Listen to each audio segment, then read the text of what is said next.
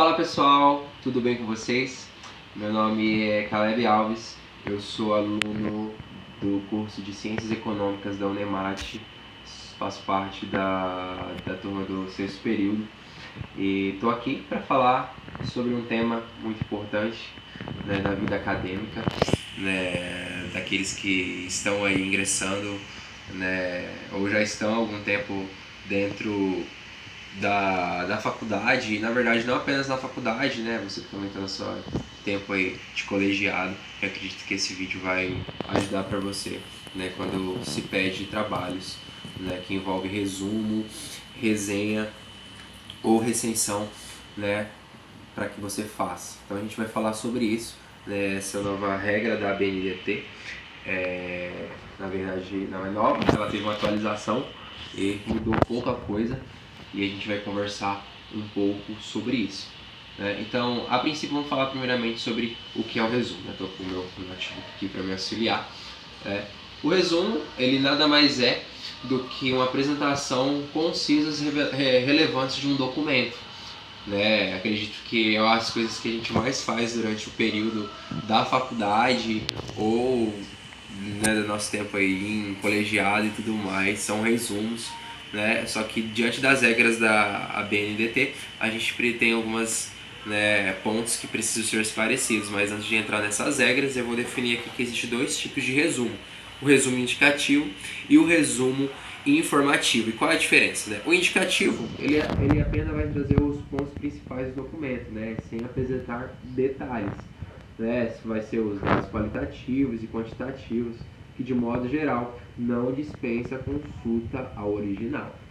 Já o resumo informativo, né, ele é um trabalho que ele informa as finalidades, a metodologia, os resultados e as conclusões do documento, né? Ele é muito mais abrangente, ele é muito mais elaborado e ele dispensa a consulta original, né? Ou seja, o resumo indicativo ele é mais tranquilo, ele é mais de boa, já o resumo informativo ele é mais preenchido, né? Agora a gente vai para algumas regrinhas do resumo, né? Vai estar aparecendo aí nos slides para vocês, né? O resumo ele deve ressaltar sucintamente o conteúdo de um texto, né? Ele pode trazer literalmente o que a gente falou, os pontos, né, principais ali. Né, ele deve ser composto por uma sequência de frases concisas em um parágrafo único, né? Ou seja, não tem lá 3 pontos, né, 3 parágrafos, apenas em um texto único ali falando do trabalho, né? Em documento técnico ou científico, né, recomenda-se o resumo informativo, né? E convém usar o verbo na terceira pessoa.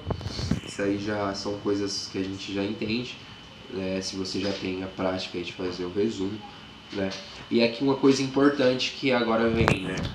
O resumo, quando ele não estiver contido no documento, ele deve ser precedido pela referência. A gente vai trazer um exemplo ali que fica muito mais claro, né, que é necessário ter a referência, né? A referência ela só é opcional quando o resumo estiver contido no próprio documento, né? É isso que a nova regra está trazendo. Então é importante ter isso em mente, né? Quando o resumo eles não estiver contido no documento, você precisa trazer a referência ali, né, embaixo ali do título, para as coisas serem certas, né? E trazer as palavras-chave, elas devem figurar logo abaixo, são duas coisas, né? Então a gente vai ter o título lá, a gente vai ter ali a referência, a gente vai ter o resumo e lá no final é importante ter as palavras-chave. Né? E quanto à sua extensão, convém que os resumos tenham assim, de 150 a 500 palavras em trabalhos acadêmicos, né? De 100 a 250 palavras nos artigos de periódicos e de 50 a 100 palavras nos documentos não contemplados, né, nas alíneas anteriores, né? Então, tudo isso aqui faz parte do escopo do resumo, então é importante a gente frisar tudo isso, né? Quando você for fazer o seu resumo ali do TCC ou de outros trabalhos acadêmicos que o professor pede, é importante a gente estar frisado. E aqui eu vou trazer um exemplo, né, do resumo. Aqui eu trouxe a influência da tecnologia na educação contemporânea, né? Ali está a referência que a gente comentou, né? Aí nós temos o resumo, né? Preste atenção aqui que esse aqui ele é um resumo indicativo, né? Ele é mais enxuto, E logo abaixo nós temos ali as palavras-chave desse resumo, que são coisas que não podem faltar, tudo bem? Então aqui a gente fecha esse aqui do resumo e agora a gente vai falar sobre resenha e recensão, tá? E aí, espero que vocês continuem aí no texto. Pausa. Fala pessoal, agora chegando aqui na segunda parte desse vídeo e já caminhando para o final, porque a gente vai trazer resenha e recensão de forma muito juntas, né? Porque são muito parecidas, né? Então, o que a resenha e a recensão é? Né? Elas devem fornecer ao leitor uma ideia, documento ou objeto, né? Analisando e descrevendo seus aspectos relevantes, né? Então aqui já deve ser composto por uma sequência de frases concisas, sem enumeração de tópicos, né? Como a gente falou. Né? E agora aqui uma coisa diferente do resumo é que a resenha e a recensão elas não estão sujeitas a limite de palavras.